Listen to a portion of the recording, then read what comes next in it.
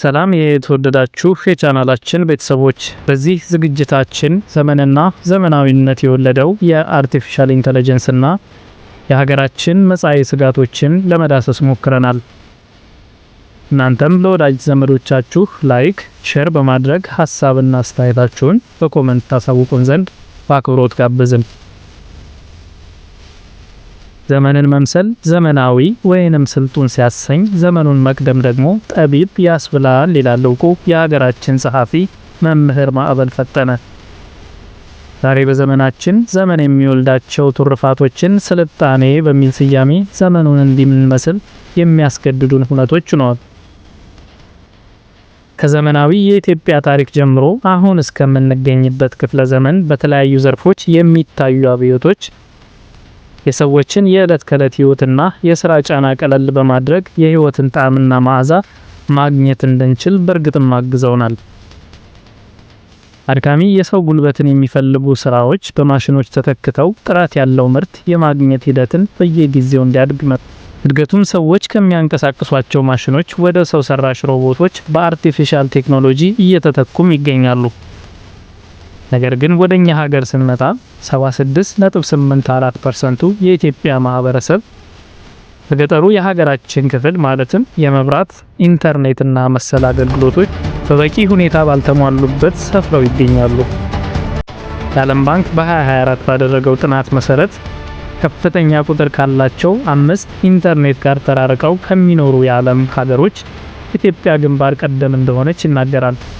እንግዲህ ይህንን ሀቅ ይዘን ሀገራችን በከተሜነትና በስልጣኔው ዘርፍ ያለችበትን እርከን ዓለም ከደረሰበት የአርቲፊሻል ኢንተለጀንስ ፍጥነት ጋር እንዴት ማስታረቅ እንችላለን የሚለው የበርካታ ሰዎች ስጋትና የብዙዎቹ ራስ ምታት መሆኑ እርግጥና ሀቅ ነው። ብዙ ሰዎች ከተለመደ ስራቸው መፈናቀላቸው የማይቀርና አይነተኛው መሪር እውነት መሆኑ ሌላው ስጋት ሆኗል። ታዋቂው የእስራኤል ጸሐፊ ዩቫል ኖህ ሃራሪ 21 Lessons for the 21st Century በተሰኘ መጽሐፍ በመጪው 10 ዓመታት ውስጥ ከ1 ቢሊየን በላይ የዓለም ህዝቦች በአርቲፊሻል ኢንተለጀንስ ምክንያት ያላቸውን ሀብት እንዲሁም ያላቸው ዕውቀት ከአገልግሎት ውጪ ይሆናል ይላል። በዚህ ምክንያት የሚፈጠረው ስራ አጥነትም ከ18ኛው ክፍለ ዘመን ከነበረው ስራ ማጣት እጅግ የከፋ ነው ሲል በመጽሐፉ ተደምጧል። ለዚህም ምክንያቱ ቀደም ብሎ በሰው ኃይል ይሰሩ የነበሩ ስራዎች በማሽኖች ቢተኩም በዛው አጋጣሚ በአገልግሎቱ ዘርፍ ሰዎች የሚሰሯቸው የሥራ ዕድሎችም ተፈጥረው ነበር ይላል።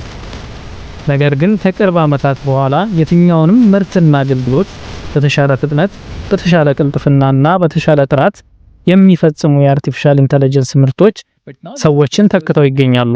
የሰውን ህልውናና በእርግጥም የመኖር አስፈላጊነት ጥያቄ ውስጥ ይከታሉ።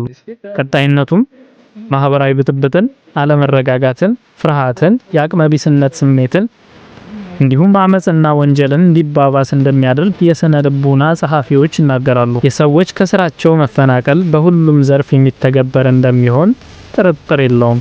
በአገልግሎቱ ዘርፍ፣ በግብርናው እንዲሁም በኢንዱስትሪው ዘርፍ። በመዝናኛው ዘርፍ ከተመለከተን የፊልም ኢንዱስትሪውን ብንመለከት በሀገራችን ከ31,000 በላይ ለሆኑ የጥበብ ሰዎች የሥራ ዕድልን ፈጥሮ እንደሚገኝ ይታወቃል።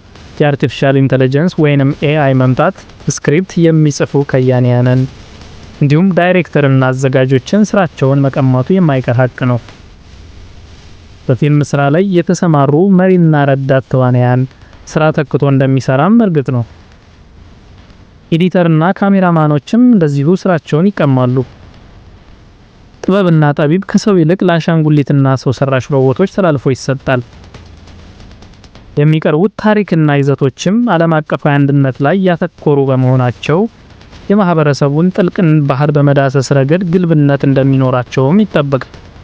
የሀገር በቀል ዕውቀት ውጤቶች በአርቲፊሻል AI ውጤቶች መተካታቸው የባህል መደብዘዝ እንደሚያስከትልም ይጠበቃል። እነዚህም በአርቲፊሻል ኢንተለጀንስ የታገዙ ምርቶች የሰዎችን ንክኪና ግንኙነት የተገደበባቸው በመሆናቸው በስራ ወቅት ይፈጠሩ የነበሩ የማህበራዊ ግንኙነት እሴቶችም ይደበዘዛሉ። ተያይዞም ይህ ከልክ ያለፈ የቴክኖሎጂ ጥገኝነት መፈጠሩ የአእምሮ ፈጠራና ግኝት ውጤቶች እንዲደበዝዙ ያደርጋል። አርቲፊሻል ምስልና ቪዲዮዎችን በመጠቀም ማህበራዊ ግጭትና ሁከትን መጫር የዘውትር ስራና እሴታቸው ለሆኑ የሚዲያ አክቲቪስቶች መልካም አጋጣሚ ይሆንላቸዋል። የገቢ ምንጫቸው ለተለያዩ ድርጅቶች ማስታወቂያ በመስራት ምርትና አገልግሎታቸውን ማስተዋወቅ እንዲሁም ሽያጫቸውን ማሳደግ ለሆኑ ማህበረሰቦች ስራቸውን በተሻለ ፍጥነትና ቅልጥፍና እንዲሁም ተደራሽነት ተክተው የሚሰሩ የአርቲፊሻል ኢንተለጀንስ ምርቶች ከስራ ውጪም እንደሚያደርጓቸውም ይጠበቃል። ወደ ትምህርቱም ዘርፍ ስንመጣ በትምህርቱ ሴክተሩ የሚያግዙ የአርቲፊሻል ኢንተለጀንስ መሳሪያዎች ዋጋቸው እጅግ ውድ በመሆናቸው የመጠቀም እድሉ የሚገኘው በጥቂቶች ዘንድ በመሆኑ የእውቀትና ውጤት ልዩነትን ይፈጥራል። የመማር ማስተማር ሂደቱም በአርቲፊሻል ኢንተለጀንስ መተካቱ በተማሪዎች ዘንድ ዘገምተኛ የሆነ የማሰላሰል ብቃትና ችግር የመፍታት አቅምን ይፈጥራል። የመማር ማስተማር ሂደቱም በአርቲፊሻል ኢንተለጀንስ መተካቱ የመምህራንን የስራ ጫና መቀነስ ብቻ ሳይሆን ከስራ ውጭም እንደሚያደርግ ይጠበቃል። በዚህም የተነሳ መምህርና መምህርነት ዋጋቸው የተረሳና ዝቅ ያለ እንደሚሆን ይጠበቃል።